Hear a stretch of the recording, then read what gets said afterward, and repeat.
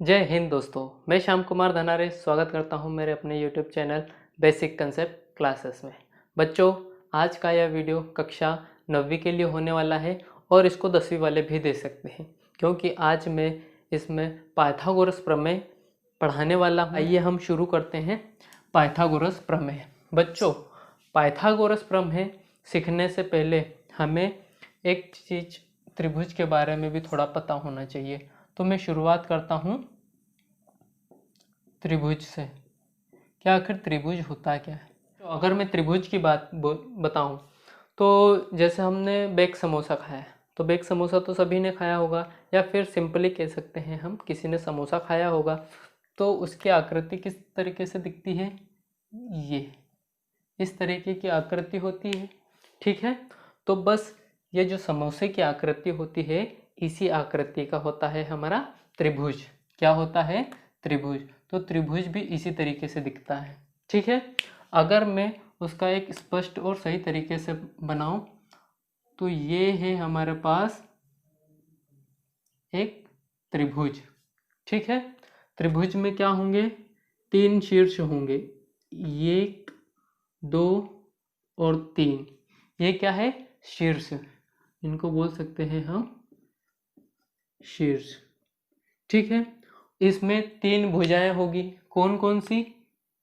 1 2 3। ये क्या होगी?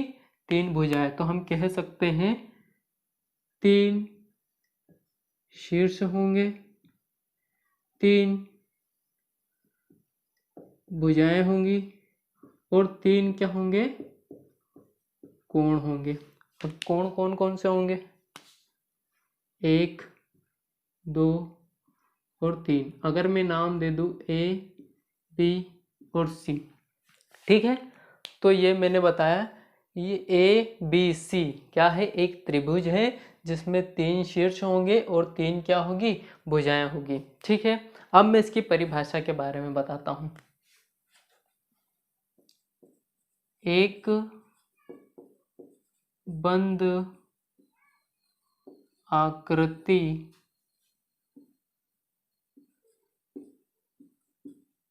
जिसकी 3 भुजाएं और 3 कोण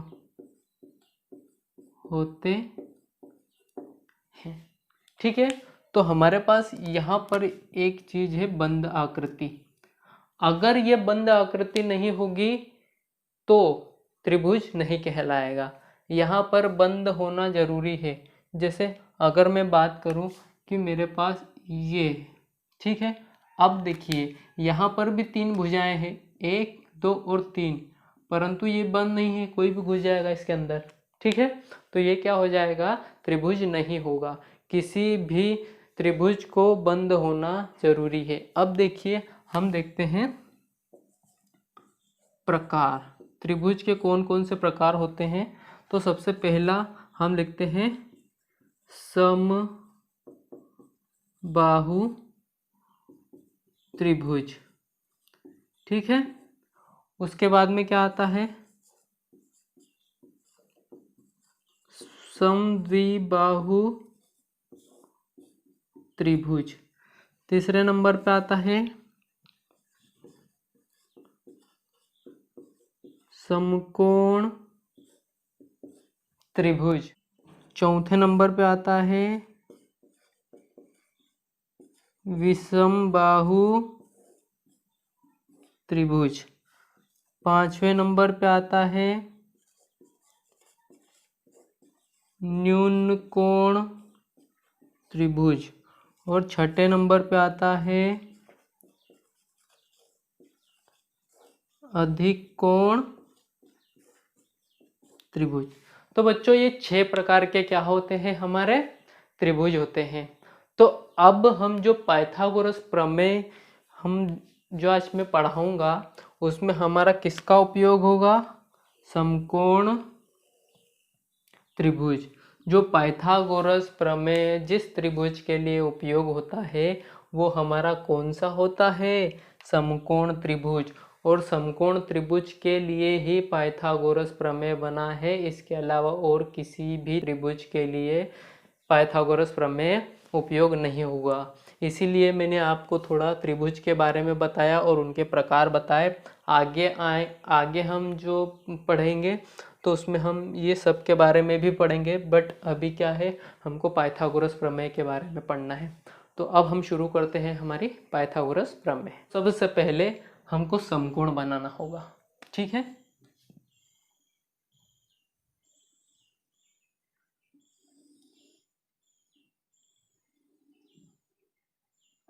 ये क्या है, हमारा समकोण त्रिभुज ए बी सी। हमारा क्या है, ये समकोण त्रिभुज। अब समकोण त्रिभुज क्या होता है? समकोण त्रिभुज वह त्रिभुज होता है जिसमें एक कोण 90 डिग्री का होता है, 90 अंश का होता है। ये कितने डिग्री का होता है? 90 अंश का होता है, ठीक है। तो अब हमको पाइथागोरस प्रमेय क्या कहती है कि अगर मेरे पास कोई सा भी त्रिभुज हो जो क्या हो, समकोण हो, कोई सा भी समकोण त्रिभुज हो, तो उसमें देखो जो ये फिसलने वाली है AC जो टेढ़ी है, इसको बोलेंगे हम कर्ण। इस भुजा का नाम है कर्ण, ठीक है। अब जो ये खड़ी है, ठीक है, ये होती है लंब, क्योंकि ये लंबी है, ठीक है। और ये जो आड़ी है, ठीक है, ये क्या है, आधार। देखो बच्चों, अगर हम 10वीं में जाएंगे तो हमको त्रिकोणमिति एक चैप्टर आएगा। त्रिकोणमिति में जो लंब आधार है उसका निर्धारण हमको कोण के जरिए पता होता है। उसका मैं कॉन्सेप्ट छोटा सा बता देता हूँ कि अगर मुझे ये वाला कोण दिया होगा, ठीक है, अगर मुझे ये वाला कोण थीटा दिया रहेगा तो उसके जो सामने वाली भुजा है AB वो हमेशा लंब होगी, ठीक है। और जिस भुजा पर हमारा कोण बनेगा वो हमारी होगी हमेशा आधार, ठीक है। तो ये चीज़ें हम 10वीं में पढ़ेंगे। अभी हम जो पाइथागोरस प्रमेय लेते हैं उसको इस तरीके से मान लेते हैं कि जो खड़ी है वो लंब है और जो आड़ी है वो आधार है। परंतु जैसे हम आगे चलेंगे तो हम कोण के बारे में अच्छे से डिटेल में पढ़ेंगे, ठीक है।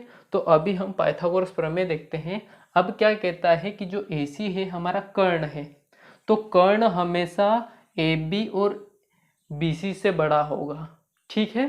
तो मैं यहाँ लिख देता हूँ आपकी सुविधा के लिए, जो AC है, AC क्या है, एक भुजा है, तो ये क्या है, कर्ण है, ठीक है। फिर हमारे पास AB है, AB क्या है, हमारे पास एक लंब है। और मेरे पास क्या है, BC, तो BC कितना है, आधार है, ठीक है। और मैं कह सकता हूं कि कोण B, कोण ABC, ABC ये कितना है, 90 अंश का है, ठीक है। तो हमारा पाइथागोरस, यहाँ से मैं स्टेटमेंट लिख देता हूँ। पाइथागोरस क्या कहता है, प्रमेय। और पाइथागोरस क्यों नाम दिया है, क्योंकि एक साइंटिस्ट का नाम है, वैज्ञानिक जिसने खोज करी थी, ठीक है।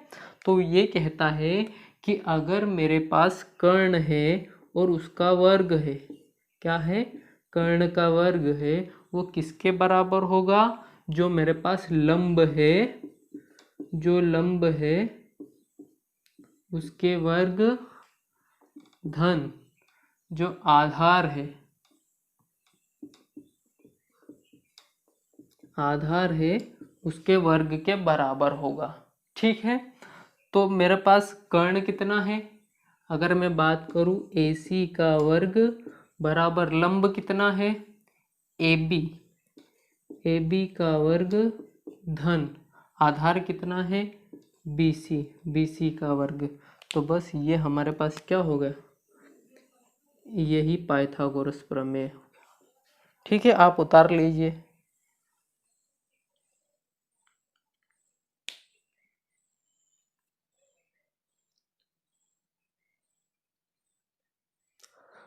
तो मुझे आशा है कि आपको पाइथागोरस प्रमेय अच्छे से समझ आया होगा।